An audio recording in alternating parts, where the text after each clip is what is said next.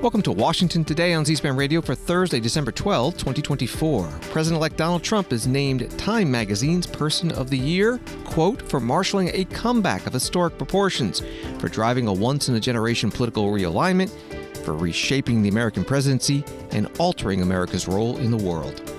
President Joe Biden announces pardons for 39 people convicted of nonviolent crimes and commutations of sentences for nearly 1,500 more, a new daily record for clemency. We'll talk about it with The Hill's White House reporter Brett Samuels.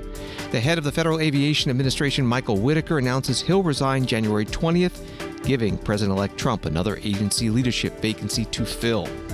The House passes a bill to add dozens of new judgeships, sending the bill to President Biden, who has threatened a veto because the Senate had passed the bill before the November election when it was not clear who would be the next president able to nominate the new judges. Secretary of State Antony Blinken lands in Jordan for the start of talks about stabilizing Syria in the post-Bashar al-Assad environment, while the White House National Security Advisor Jake Sullivan is in Israel meeting with the Prime Minister Benjamin Netanyahu on the latest ceasefire and hostage release talks with Hamas. Story from Associated Press, President-elect Donald Trump rang the opening bell Thursday at the New York Stock Exchange after being recognized for the second time by Time Magazine as its Person of the Year. The honors for the businessman-turned-politician are a measure of Trump's remarkable comeback from an ostracized former president who refused to accept his election loss 4 years ago to a president-elect who won the White House decisively in November. That was from Associated Press. At the ceremony, Time CEO Jessica Sibley explained why Donald Trump was chosen. Since 1927, Time's editors have selected the Person of the Year, the individual who had the greatest impact on the headlines of the past year. President Trump, this year, Time's editors recognized you again as the 2024 Person of the Year for remaking American politics, and in doing so, reordering the world as we know it. We are honored to have you here with us today. Time CEO Jessica Sibley in New York City. Behind her was a blow-up of the magazine cover announcing Donald Trump as Person of the Year. Donald Trump was surrounded by family, including wife Melania, and members of his incoming administration, including Vice President-elect Senator J.D. Vance and the Treasury Department and other cabinet nominees. And he spoke after his favorite walk-on song was played, God Bless the USA. Well, thank you very much. This is an honor, a tremendous honor. I brought some of our compatriots along with us. They're going to do a beautiful job for you for the next 4 years. And it's really been something very special. And I have to say, Time Magazine getting this honor for the second time, I think I like it better this time, actually. But we did a good job. We had a great first term, despite a lot of turmoil caused unnecessarily. But the media's tamed down a little bit. They're liking us much better now, I think. If they don't, we'll have to just take them on again, and we don't want to do that. But I do want to thank Time Magazine. I've been on the cover many times. I don't know who has the record, but I can only probably talk well about 25% of the covers. 25% are great. The others I just sort of hide. But it's been an honor, and every time it's an honor, I will tell you. And thank you very much for doing it. And thank the whole group at Time. Really very professional people. Thank you very much. And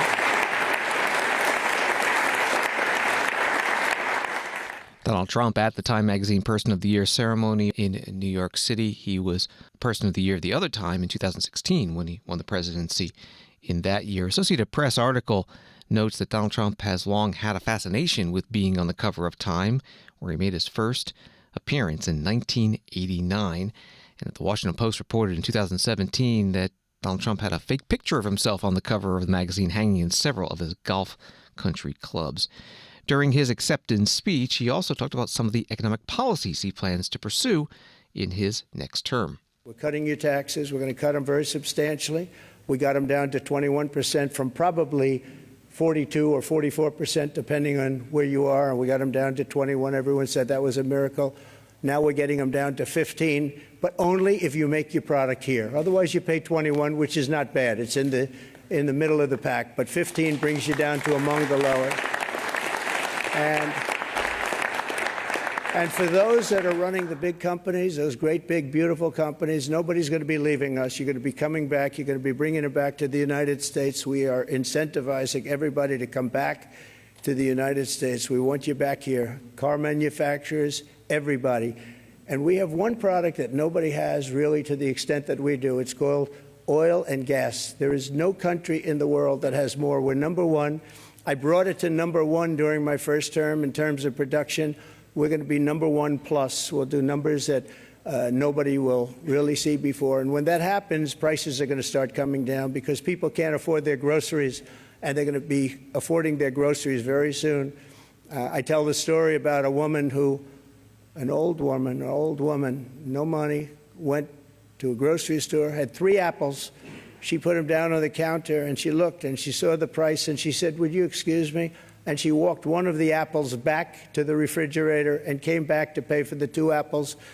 And she left with 2 apples. And the woman at the counter said that was so sad. And when I heard about the story, I said that should never happen in America. And it's not going to happen in America. We're going to do it right.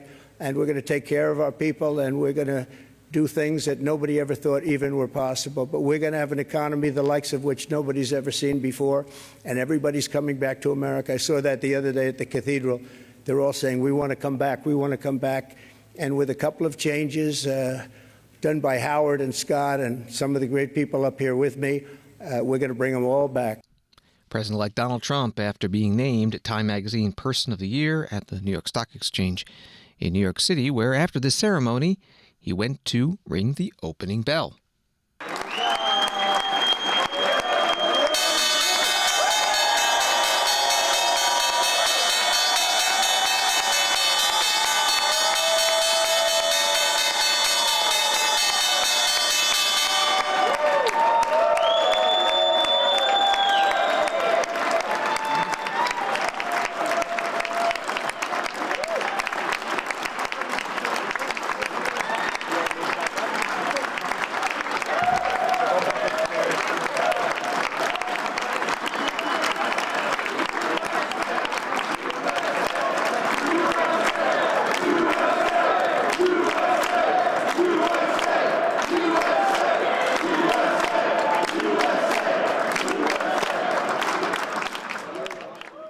President-elect Donald Trump ringing the opening bell of the New York Stock Exchange. At the end of the day, the Dow was down 234, NASDAQ down 132, S&P down 32. This is Washington Today. Story from USA Today, President Joe Biden is commuting the sentences of nearly 1,500 people who were placed on home confinement during the COVID pandemic and pardoning 39 others convicted of nonviolent crimes. The move, announced in a statement Thursday, is the largest single-day act of clemency in modern history, the White House said. Biden said in the statement that he would take more steps in the weeks ahead and continue to review clemency petitions to advance, quote, equal justice under law, promoting public safety, support rehabilitation and reentry, and provide meaningful second chances. That was from USA Today. The White House Press Secretary Karine Jean-Pierre had more at the start of today's White House briefing. Today, President Biden announced that he is granting clemency to approximately 1,500 Americans, the largest act in a single day, who have demonstrated remorse and rehabilitation, as well as a strong commitment to making their communities safer. The president is commuting the sentences of 1,500 individuals who were placed on home confinement during the COVID-19 pandemic and who have successfully reintegrated into their families and communities. He's also pardoning 39 individuals who were convicted of 9 nonviolent crimes. The Americans receiving relief today include a decorated military veteran, a nurse who has led response for a number of natural disasters, and an addiction counselor who volunteers his time to help young people. That's just to name a few. Today's actions build on the president's record of criminal justice reform to help reunite families, strengthen communities, and reintegrate individuals back into society. The president has issued more sentence commutations at this point in his presidency than any of his recent predecessors at the same point in their first terms. He's also the first president ever to issue categorical pardons to individuals convicted of simple use and possession of marijuana, and to former LGBTQI plus service members convicted because of their sexual orientation. As the president has said before, America was founded on the premise of second chances. For far too long, our criminal justice system has closed doors of opportunity for too many people who should have the chance to once again participate in daily life and contribute to their communities. White House Press Secretary Karine Jean-Pierre opening up today's news conference at the White House. Congressman Al Green, Democrat from Texas, spoke about the clemency announcement on the House floor. I'm especially proud today, Mr. Speaker, because I have in my hand a fact sheet. This fact sheet comes from the White House, and this fact sheet is styled, President Biden announces clemency for nearly 1,500 Americans. I am so pleased that the president has done this. And Mr. President, if you hear me or if someone informs you, I want them to tell you that I support what you are doing. I have supported you as president. I think you have made a tremendous difference in the lives of a good many people in this country. I do believe history will be kind to you, and it will say to those who were not here at this time that you made a difference within your lifetime, and that means something to me. Congressman Al Green, Democrat of Texas, on the House floor. Joining us now to discuss President Joe Biden's announcement of pardons and commutations is Brett Samuels, White House reporter with The Hill. Thanks for being with us. It's a record-setting day. Who received the clemencies, and did the White House say why these people were chosen? Yeah, so President Biden, in what the White House is calling the largest single-day batch of commutations ever, he commuted the sentences of about 1,500 people. These were folks who were under home confinement for more than a year, and they were sent back home because they were in prison during the coronavirus pandemic when the virus was spreading rapidly through jails. So to prevent the health risks, these folks were put under house arrest instead. So the commutations focused on those folks. The pardons, which wipe out convictions, that was 39 individuals. All of these folks, they were nonviolent offenders. Many of them were drug-related crimes. And this continues what the White House has been trying to do with clemency powers, which is to focus on folks who are nonviolent offenders, drug offenders, and specifically those who, would have received a lighter sentence under current laws, or have shown that they've contributed to their community in some way and sort of rehabilitated their lives since being sentenced. It's not unusual for a president at the end of a term to do this, but there was a lot today, and the president said there's more to come. Do we know how much more? Yeah, that's going to be really closely watched, both the breadth of how many people are granted clemency in the weeks to come, and who specifically will be granted clemency. Again, I would expect a lot of nonviolent offenders, drug-related offenses to be the focus of the next sort of batch of commutations or pardons that we see from the White House. And certainly there are a lot of pressure from advocacy groups, from other Democratic lawmakers who have pushed them to target certain groups. Certainly we've heard from Democrats who would like to see President Biden, commute the sentences or reduce the sentences of folks who are on death row, to change those to, life without parole, for example, out of concern that President-elect Trump will come in and restart the federal death penalty. So that's just one example of, I think, an area that folks will be watching closely to see just how far President Biden goes with his clemency powers moving forward. Your article at thehill.com, and I would say every article written on today's announcement, mentions the president pardoning his son, Hunter Biden, which was a standalone, separate announcement. But how do the stories fit together?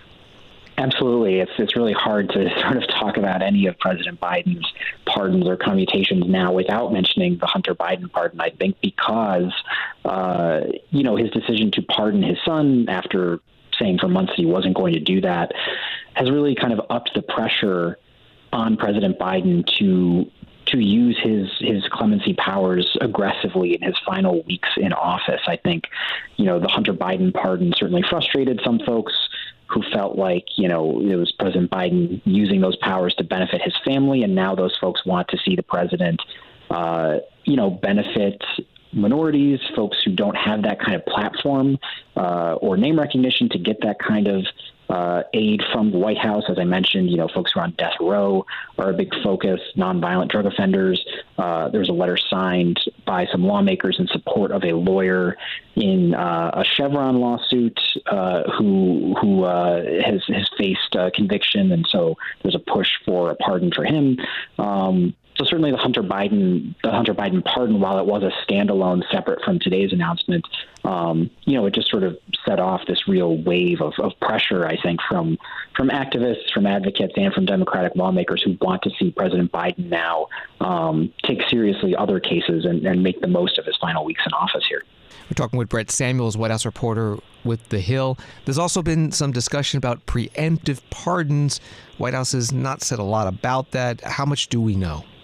Yeah, so these preemptive pardons, this has been another area where, especially post-Hunter Biden pardon, it's been a point of discussion among Democrats who want to see President Biden use his pardon powers to essentially grant protection, for lack of a better word, to folks who might come under scrutiny or face legal retribution of some kind from an incoming Trump administration. A lot of the focus has been on lawmakers who served on the House panel that investigated the January 6th attack on the Capitol, folks like Liz Cheney, like Adam Kinzinger, Adam Schiff, these lawmakers who Trump has repeatedly attacked and targeted, and even suggested in a recent interview that members of that committee should be jailed. So the White House has been mum about whether it's actually going to go forward with those. They have a source close to the White House has confirmed that those are being discussed. Some folks like Adam Schiff have come out and said that they don't want a preemptive pardon. There are reasons to suggest that, maybe somebody doesn't want one because it implies guilt of some kind. But, we've heard from James Clyburn, a close ally of the White House, who has said that the president should use those pardon powers to preemptively protect Trump critics. So, I think that will arguably be the most closely watched factor as far as how far Biden goes in using his pardon powers in these next couple weeks. And a final question about the process. Do you know if there's any limitation to the presidential pardon power? And is there an office where you apply? Do you know how this White House has handled it? Yeah, so the every White House has an office that handles pardons and commutations.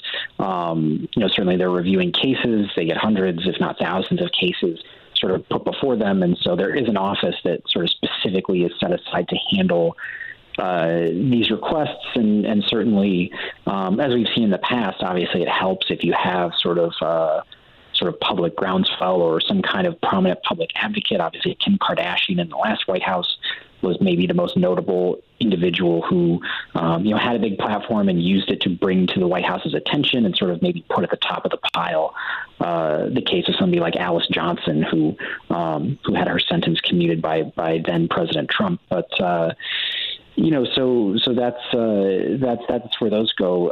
As far as limits on pardon power and commutation power, I think that's something that, again, if we go back to those preemptive pardons, that's something that hasn't exactly been tested in court necessarily. And so I think, while the power is very sweeping and very broad, and arguably, some of the broadest powers the president has, when it comes to something like a preemptive pardon for crimes, not yet committed or not officially specified, I think that is an area where if we do see President Biden issue some kind of preemptive pardon, it could very well end up in court, and then we would maybe have a better sense of just how defined these powers can be.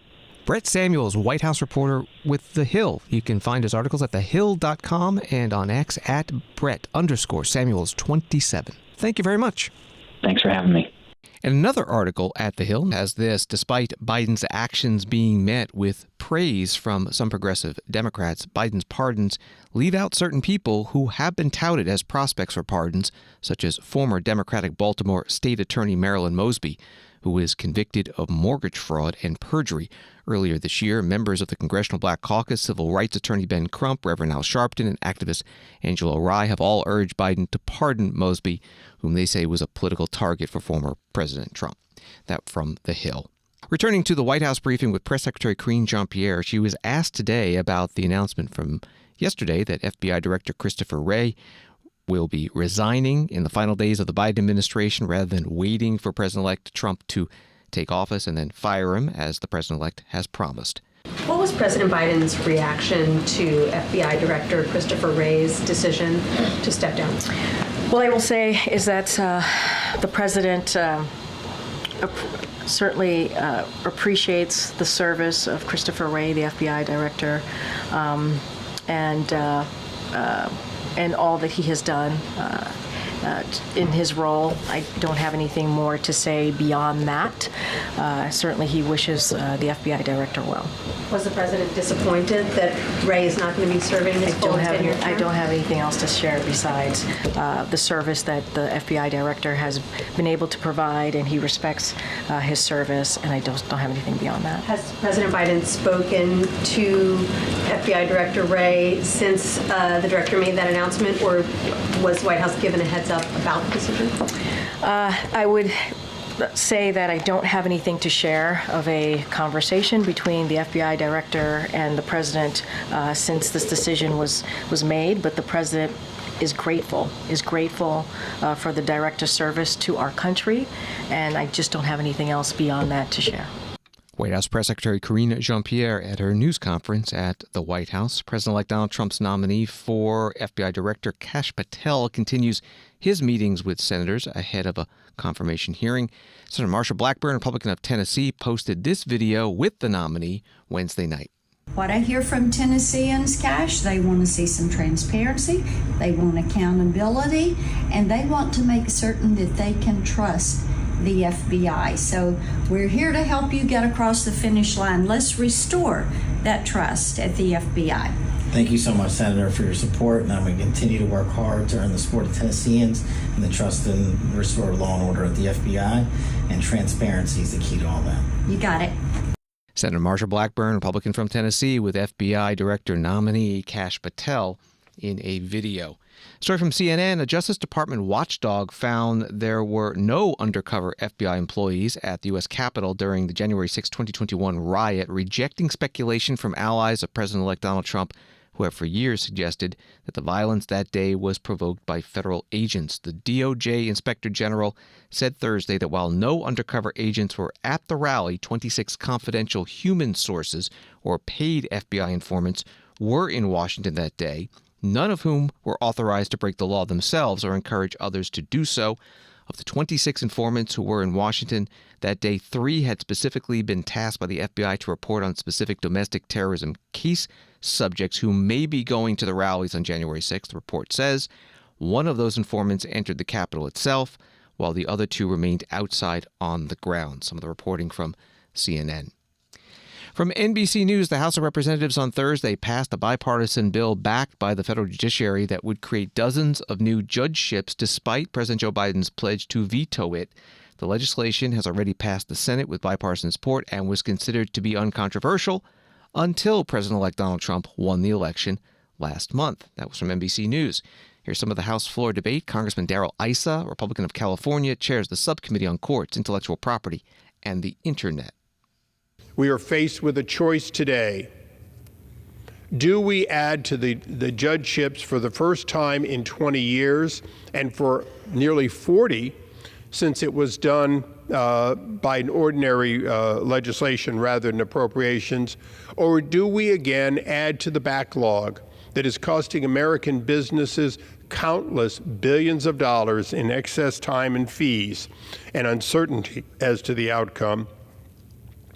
Do we continue to have criminals allowed to plead out because there isn't court time and U.S. attorneys are faced with the decision of what to do with somebody who, in fact, there just isn't enough time to get them through? Mr. Speaker, there are over 750,000 cases in backlog and only about 600 judges to do it.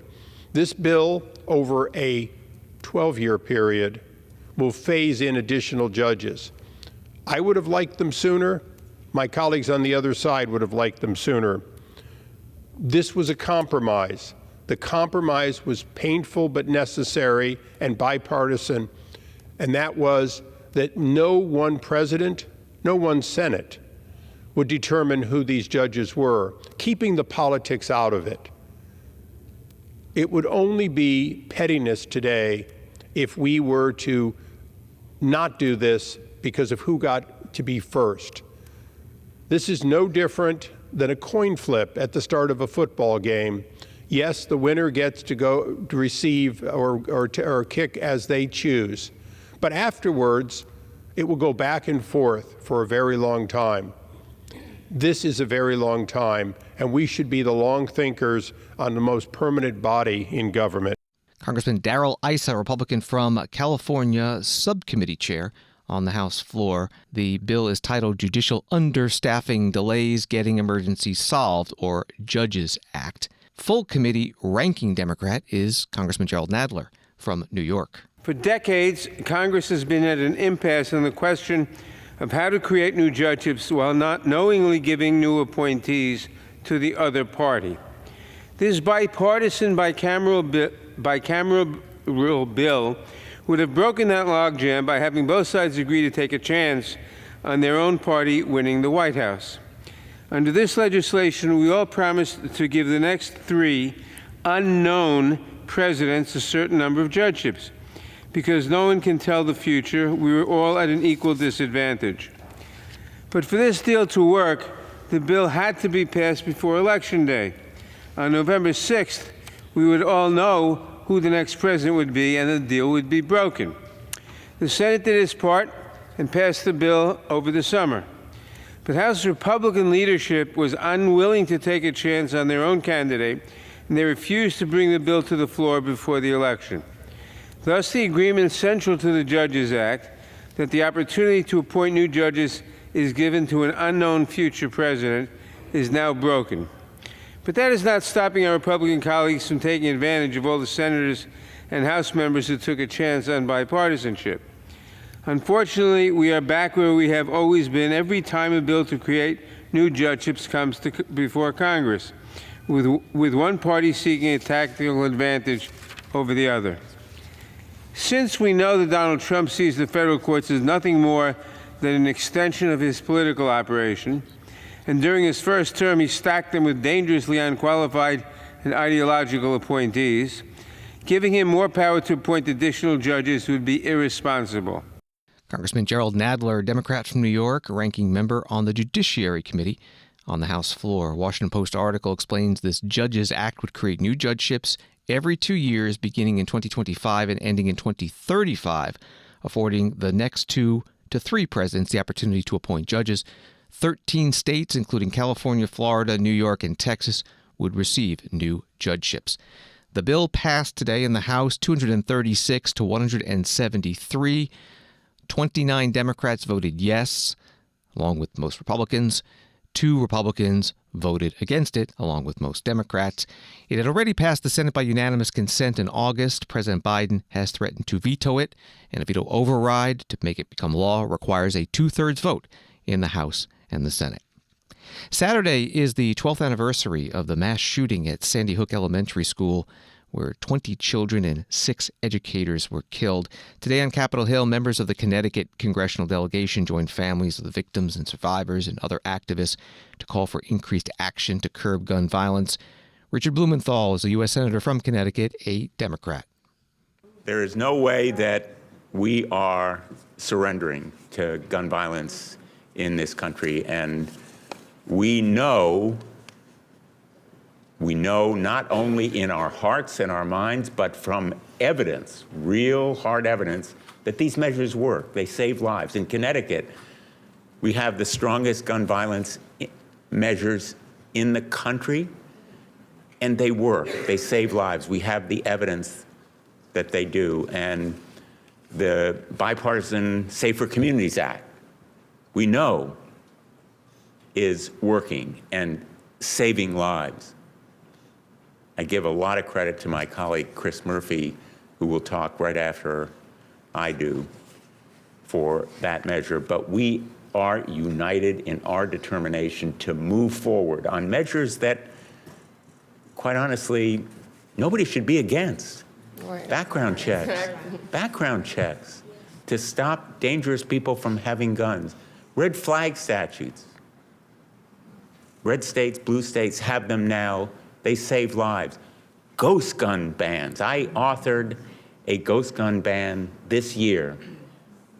Ghost guns are killing people, as we know from our most recent experience, just within the last few days. Made on a kitchen table from a kit or on a 3D printer, untraceable, no check whatsoever. Ghost guns are the biggest emerging threat on gun violence. Ask police, ask the cops what they fear, ghost gun at crime scene. And repealing PLACA. We know that gun manufacturers will be deterred if they are made to pay, if they are held accountable. We need to continue breaking the grip of the gun lobby as we are doing, continuing the movement that we have started. Senator Richard Blumenthal, Democrat from Connecticut, at today's news conference in Washington a few days before the 12th anniversary of the Sandy Hook Elementary School mass shooting. Washington Today continues in a moment. Listening to programs on C-SPAN through C-SPAN Radio is easy. Tell your smart speaker, play C-SPAN Radio, and listen to Washington Journal daily at 7 a.m. Eastern. Important public affairs events throughout the day. And weekdays, catch Washington Today. Listen to C-SPAN anytime. Just tell your smart speaker, play C-SPAN Radio. C-SPAN, powered by cable.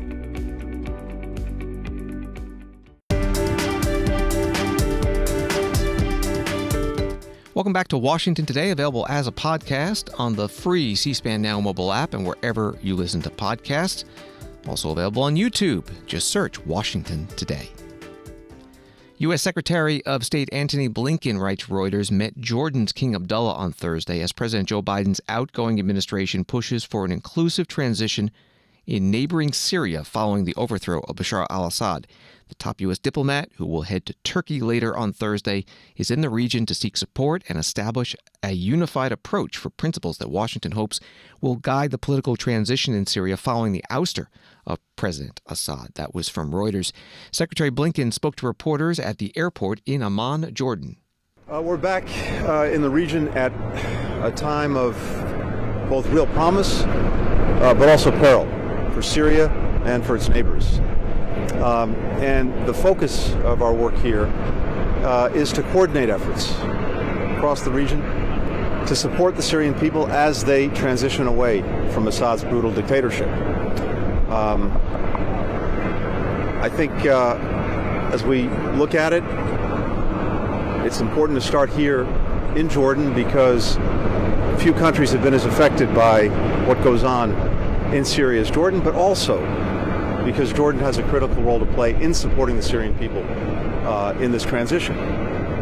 And what we're focused on is not choosing a path for Syria, but making sure the Syrian people have the opportunity to choose their path forward. I think to succeed and to emerge from the past dominated by Assad, any transitional government has to adhere to certain basic principles. It should be inclusive, non-sectarian. It's got to uphold and protect the rights of all Syrians, including minorities, including women.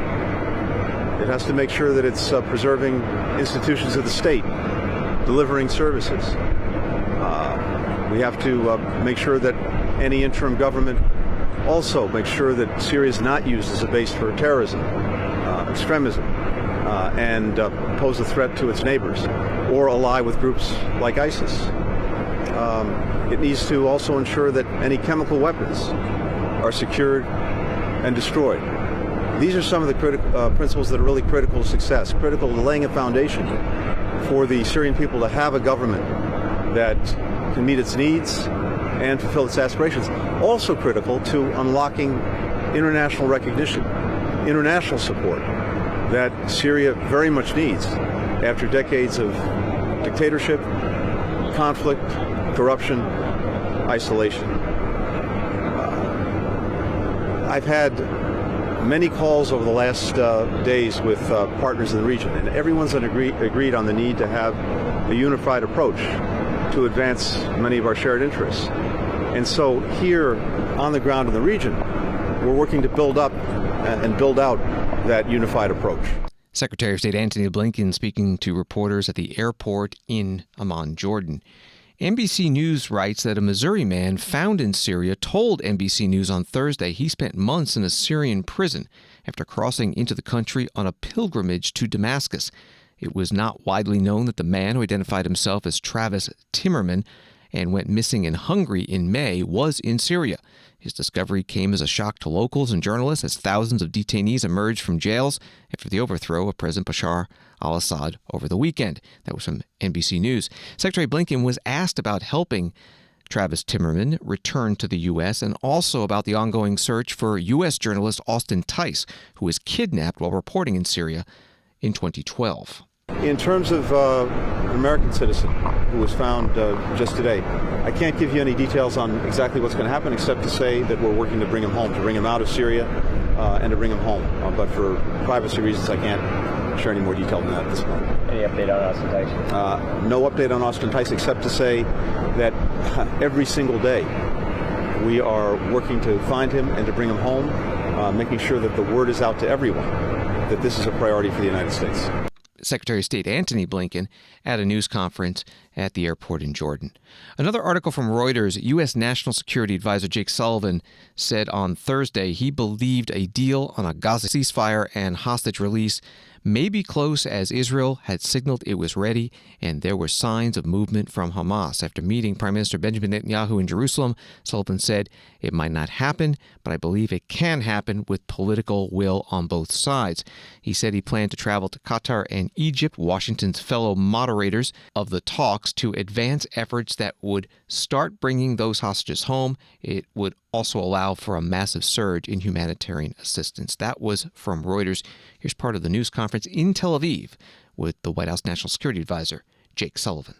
Do you get the sense that Netanyahu is waiting for Trump to reach a hostage deal? And if so, do you think the hostages can survive till then?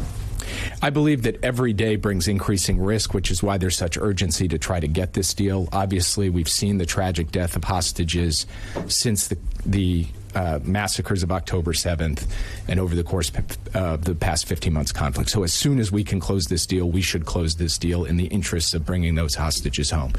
The answer to your first question is no, I do not get that sense. I got the sense today from the Prime Minister he's ready to do a deal, and when I go to Doha and Cairo, my goal will be to put us in a position to be able to close this deal this month, not later. Now, we've been close before and haven't gotten there, so I can't make any promises or predictions to you. But I wouldn't be here today if I thought this thing was just waiting till after January 20th. I am here today because I believe every day matters, and we are going to use every day we have to try to close the deal as soon as we possibly can. Yeah. Thanks, Jake. Jake, what new concessions have Israel and Hamas made or indicated that they are prepared to make? We've seen in particular reports that Hamas is willing to allow Israeli troops to remain along Netzarim and Philadelphia for longer than previously. Can you confirm that Hamas has provided a list of hostages who they would release? And then just on Syria as well, if you could comment, the Israeli military has conducted nearly 500 strikes in recent days on Syrian military assets. Not only chemical weapons depots, but also missiles, helicopters, things that presumably a new Syrian army would need in the future to maintain stability inside of Syria. Are you at all concerned about the impact of those Israeli strikes, and did the Prime Minister provide you with any assurances about how long these strikes will continue for, if indeed they will? So on your first question, I'm sorry to disappoint you, but I can't negotiate in public on the terms of the hostage deal. I'll leave the details where they belong, which is behind closed doors among the parties and the mediators. And as soon as we come to something that is an agreed document to bring forward, we will bring it forward, and you can see all of its terms. With respect to Syria, what Israel is doing is trying to identify potential threats, both conventional and weapons of mass destruction that could threaten Israel and, frankly, threaten others as well, and neutralize those threats. That is part of its effort to protect the country in the midst of a very fluid situation. We are in deep consultations with the Israeli government about where this goes from here, what that will look like in the days and weeks ahead. I'm going to leave it at that for now. But the efforts taken to date really have been focused on the types of capabilities that could represent a genuine threat to the state of Israel. White House National Security Advisor Jake Sullivan at a news conference in Tel Aviv. Story from the Times of Israel. The Israeli Defense Forces believes that following the weakening of Iranian proxy groups in the Middle East and the dramatic fall of the Bashar al-Assad regime in Syria, there is an opportunity to strike Iran's nuclear facilities. Military officials said Thursday the Israeli Air Force has therefore continued to increase its readiness and preparations for such potential strikes in Iran. That was from Times of Israel. This is Washington Today.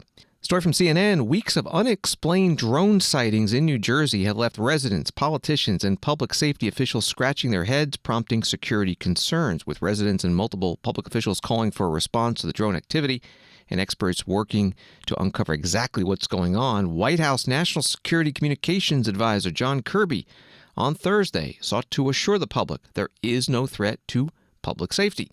That was from CNN. John Kirby was at the White House news conference. I just want to add a few comments on the reports of drone activity here on the East Coast, particularly in and around New Jersey. We have no evidence at this time that the reported drone sightings pose a national security or a public safety threat, or have a foreign nexus. The Department of Homeland Security and the FBI are investigating these sightings, and they're working closely with state and local law enforcement to provide resources using numerous detection methods to better understand their origin. Using very sophisticated electronic detection technologies provided by federal authorities, we have not been able to, and neither have state or local law enforcement authorities, corroborate any of the reported visual sightings. To the contrary, upon review of available imagery, it appears that many of the reported sightings are actually manned aircraft that are being operated lawfully. The United States Coast Guard is providing support to the state of New Jersey and has confirmed that there is no evidence of any foreign-based involvement from coastal vessels. And importantly, there are no reported or confirmed drone sightings in any restricted airspace. Now, that said, we certainly take seriously the threat that can be posed by unmanned aircraft systems, which is why law enforcement and other agencies continue to support New Jersey and investigate the reports, even though they have uncovered no malicious activity or intent at this particular stage. While there is no known malicious activity occurring, the reported sightings there do, however, highlight a gap in authorities.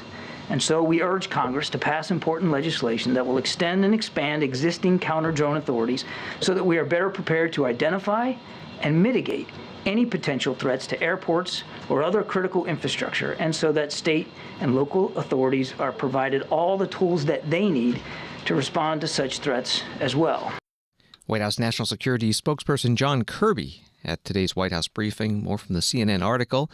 U.S. Senator Kirsten Gillibrand and Senate Majority Leader Chuck Schumer of New York and U.S. Senators Cory Booker and Andy Kim of New Jersey sent a letter Thursday to the U.S. Department of Homeland Security, FBI, and Federal Aviation Administration requesting a full briefing on the situation. New Jersey Governor Phil Murphy said he is also pressing the federal government for more answers.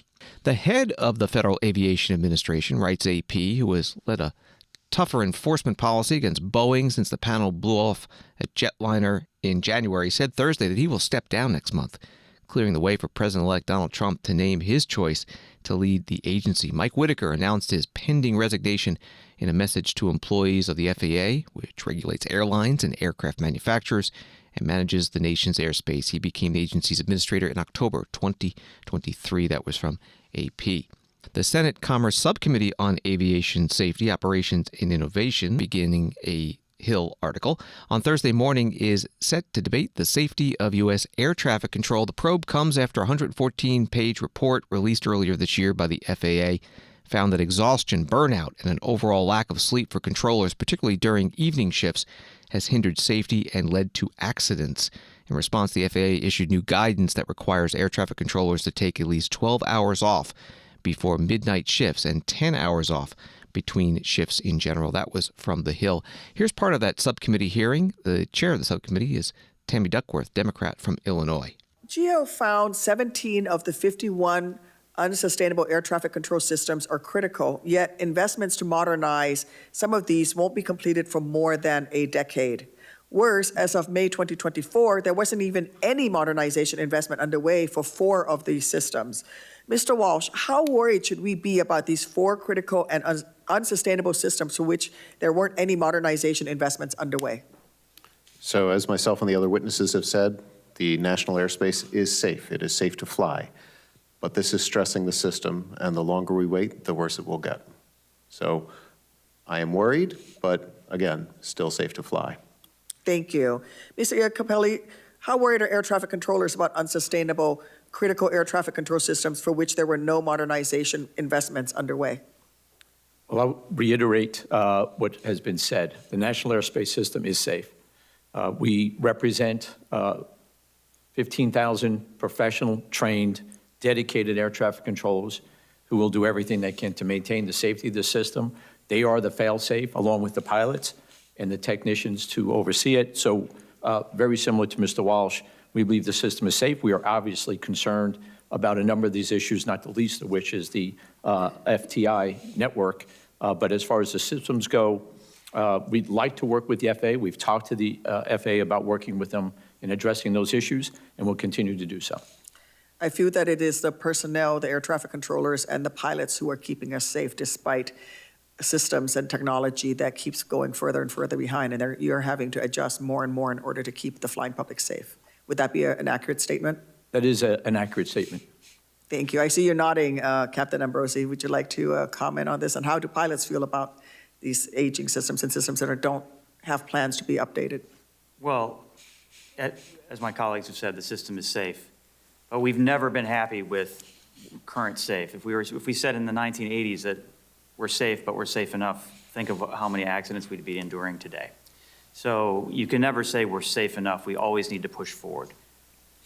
As Dean said, we do a lot of workarounds to make sure that the system is working as intended and we keep the traffic, the passengers and cargo moving.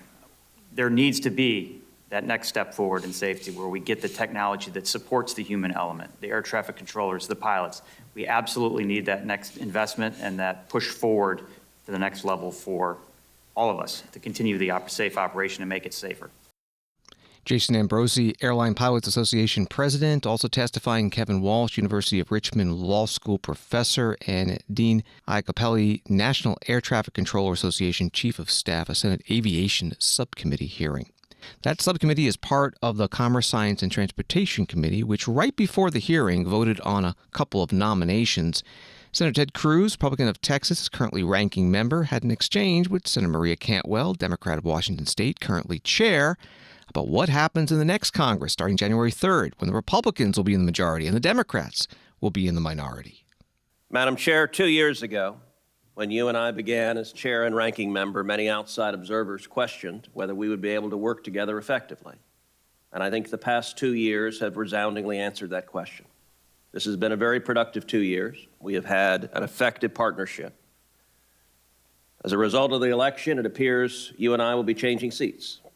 And I can commit to you today that we will continue to have a productive bipartisan relationship, working together. This will be a committee that will bring energy to the very important issues within its jurisdiction.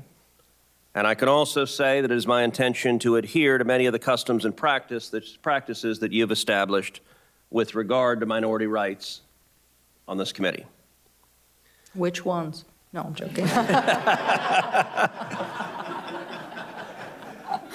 I was sure you noticed that word many, and that will no doubt be a longer conversation.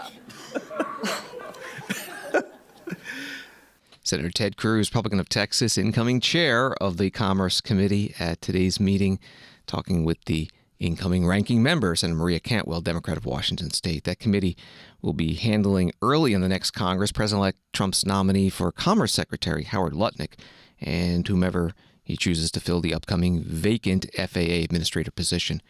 One more note about the Senate. This from the Washington Times. U.S. Senate Chaplain Barry Black has been hospitalized after suffering a bleed on the brain and is expected to have a smooth recovery, his office said. Black, 76, suffered a subdural hematoma earlier this week and is at the local hospital and under the care of the Capitol's physician. He has been chaplain since 2003. That from the Washington Times. Thanks for listening to Washington Today. Subscribe to C-SPAN's evening newsletter word for word. It's free. And get more on the stories that are shaping Washington every day. You can sign up at cspan.org/connect. Have a good night.